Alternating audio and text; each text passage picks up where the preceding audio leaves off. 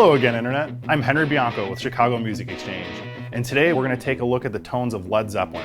Basically what we're going to do is, using a lot of the gear that we have in the store here, try to get as close as we can to some of those original Led Zeppelin tones.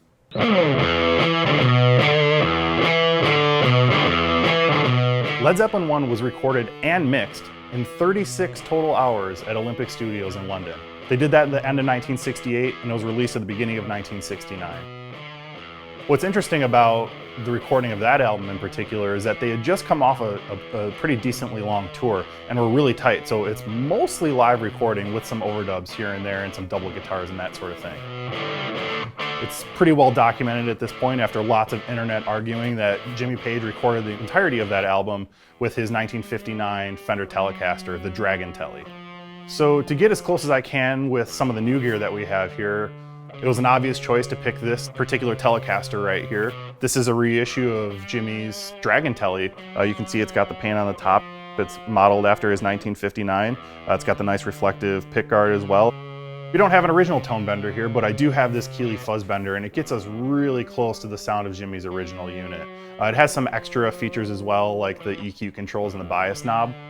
There was a lot of sort of argument online about what amps he may have used at the time, but it is definitely some sort of Supro, probably modified.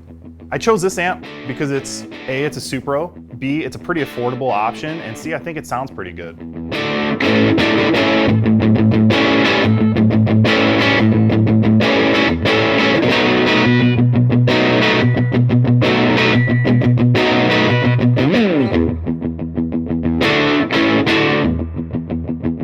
Because of the amazing gear that we have here in the store, I'm able to use some vintage stuff as well to try to approximate some tones. The guitar I'm going to use is actually a 1951 Telecaster. Jimmy's was a 59, but we don't have a 59 here right now. 51's going to get us pretty close. As well as a 1967 Supro Thunderbolt, one of the amps that for many years people on the internet thought was the one on that record. May or may not be, but to my ears it sounds pretty dang close.